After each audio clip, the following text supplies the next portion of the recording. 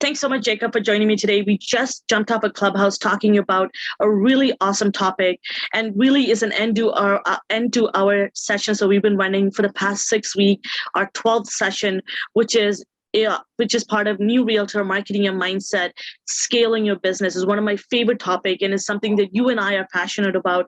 And we really started doing this earlier on in our business because of various things, because of our background in marketing and business planning, but particularly because some of the aspects and tools that we have access through our brokerage. I love this conversation because often, and our sponsor, Mike Sherrod, says this often too, is that our agents often do things, not what they always do what they want to do, but not what they need to do. And scaling your business is one aspect of that. And I think for me, understanding my capacity, understanding what, I have a lot of other things that like I told you, I have young kids and I have a full-time job, and I needed to build a framework of how I'm going to use this license and the type of results that I want out of it. So I started scaling from the beginning.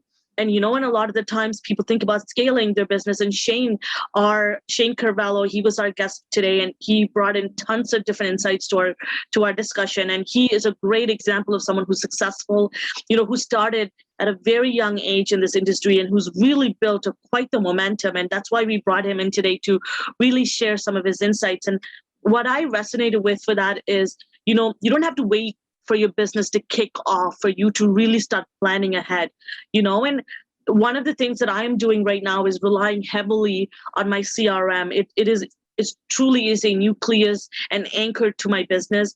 I integrated everything. A lot of what I do is directly through my CRM, from lead nurturing to lead conversion, lead generation happens through my CRM, and even through other efforts like my YouTube and other social media where I'm bringing in leads, I directly put them through my CRM. Even when my sphere messaged me privately through my phone, I put them in my CRM.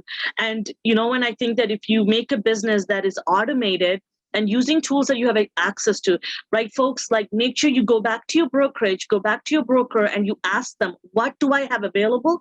What am I paying for? And a lot of new agents don't do that. And they have tons of training. And I know it may feel like at the beginning, it feels like a burden and it feels like it's taking a lot out of you, but take the first couple of weeks to take it all in, because knowledge is power, because it's only going to take your business to the next level. No, I totally agree. And one thing I like that we talked about was making a plan to scale. One thing Shane said that I like that he took it a step further is, we talked about, reevaluating your business every year. He said, do it every month, look at the things that you're implementing. Are you getting that return on your investment? Is it making you money? Is it costing you money? Or is it actually costing you business? Are you getting the return that you wanted from that? And we talked about, virtual assistants. You don't have to have like a full-time administrative assistant. There are all kinds of virtual assistants now. They're super popular that you can train to help you in your business for those areas that you're weak in and that are very time consuming, that don't make you money. So you can focus on the deals that make you money. And a lot of times, I know me personally, even scaling my digital marketing business, sometimes we get caught up wasting our time in these little things that don't make us money. Yeah. Like get everything so neat and organized, and just because we prefer it that way, that we're not focused on, talking to clients and closing deals, that we could actually farm that out to somebody for really a fraction of what we would make if we were closing more deals. So you've got to look at that in your business, and you got to have a plan to scale. Miguel and I have sat down, working together as a team, and we know where we want to go with our business, and we're slowly making plans on how we want to scale that. Our first step, that once we've got a good grasp on how to do all the transaction documents and all the paperwork, is that we want to hire a transaction coordinator, And what most people don't understand on our side in the States with a transaction coordinator is you don't pay them up front, which is a great thing. They help you as a part of that deal, that once you get the client and the deal's closing, that they get paid out of that commission at the closing table. So those are great things to start implementing, to that way you're not chasing down clients, trying to get them to sign. You can be on the next client. Even our broker, who's amazing, Rick, he talked about this past week in one of our meetings, and telling us about how we need to stop wasting time on those little things and not be afraid to farm that out or to delegate it to somebody else. That once you've got your client, you need to be on to the next one. And you gave the perfect example of that. Your seller, you thought you were firm sold, and then he got COVID. That whole deal could have fell through. And so, if it would have fell through, then you wouldn't have had another client. But I know you already on to the next client too, working and making sure you got your pipeline full. So I think that's a big, big step in scaling your business, is realizing what you need to delegate. Obviously, you got to have money, but what you need to delegate once you start getting business, and when you should do that, and start doing that research and figure out what that looks for you, and make sure somebody's feeling in your weaknesses with their strengths, and then you're really focusing on what you're good at and scaling that as well. Absolutely. And everything really comes back to your goal setting, right? And business planning. And that's why I personally, on my level, I have a biannual check-in my calendar that comes up and says, visit your business plan. Are you still up to, and it's okay for your goals to change, right? Because that's part of growing your business. Like, I would have never thought that I'd be building my team 5 months into my business. And, I have 8 people across North America on my team, and I'm, and that is, and it's not a very traditional team, right? It really is a passive income. It's a residual income. It's a different type of income stream that people have no clue what that is, So, and you won't know what that is until you ask question, until you take it all in and find out what type of brokerages are out there and how that can help you with scaling your business. Like, I think that our brokerage is instrumental for us. We talked about this many times about how access to the structure of our brokerage is another instrumental, vital to how my business is scaling as well. Not just tools, but the type of income streams that are available for us. And when you talk about, I love that talking about virtual assistants and VAs, because often, we often think that once we get busy, we'll look into getting resources, and you don't need to have an executive assistant or someone who's hand-holding you, who you have to really, they're the backbone of your business. It's not quite like that. I love that you mentioned that, figure out where your weak spot is, where your gap is. And that could be simple as your YouTube editing could be done through somebody else. If you don't know how to do it, and if it's daunting for you, easy.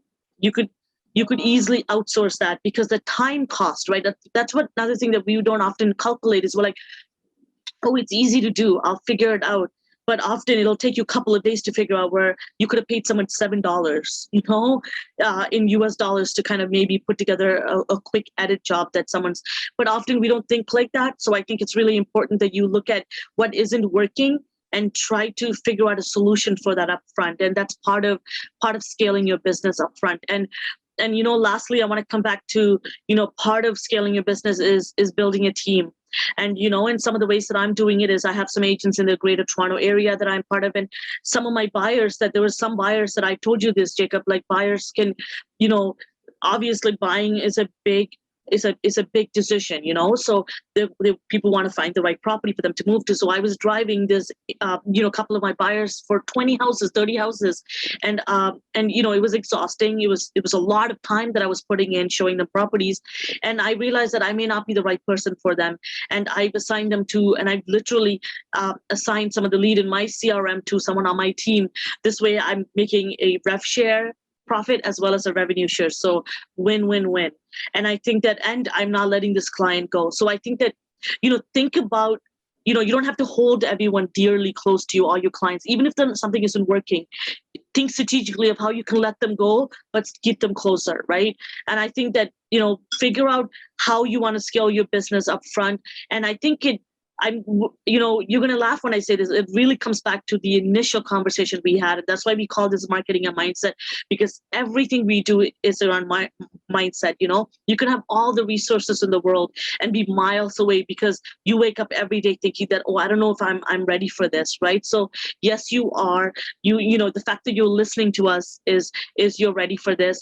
This is what Jacob and I are here for, right, guys? Feel free to, in our comment below, if you have any questions, feel free to feel free to leave it in a comment. Myself and Jacob will get back to you. And we also have a link in our description for a private one-on-one conversation for us to share some of the ideas that would and how we're scaling our business as well. And we're happy to share that with you. So feel free to connect with us and follow us on our social media account to see the new things we're up to, because we're going to take this session on to another level. And I want all of you to tune in. Any last word before we close the conversation? One thing I like that you said was to use your brokerage. And when you're scaling your business, make sure your brokerage can actually grow with your business, that they have what to offer. You know, most brokerages are still in the traditional way of doing things where you can only earn one way. And some have a few others, but you know, that's why we chose where I'm at, is because I wanted to build a business. I've had another business, and there's several different ways that you earn income as a business. And that's one thing that I knew right away, that I wanted to be a broker, because I wanted a sales team. You know, not only did I want to do all these transactions, but also if I decided to take a vacation, I wanted still some income to come in, and, you know, with your team. And that's the way every business works. You know, the business owner is not the only one doing business. And so that was very grateful, where I was happy with our brokerage that they allowed us immediately to build a sales team. You know, I have an agent in California, and I wasn't expecting that within my first, 90 days in a business to start building a team right away. And that is one of the great things. And I'm very happy to have found right away a brokerage that will allow me to grow the way I want to, and they can keep up and have the technology, and honestly, to be the future in real estate. And it's exciting to be a part of that. And I'm glad that we were able to connect on this level and do this series. And we're here to help. So if you need us, just reach out to us. All of our contact information is in our bios on all of our social media channels. So we're excited, and we'll keep this going. I love it. Thank you so much, Jacob. And keep in touch and have a wonderful night. You too.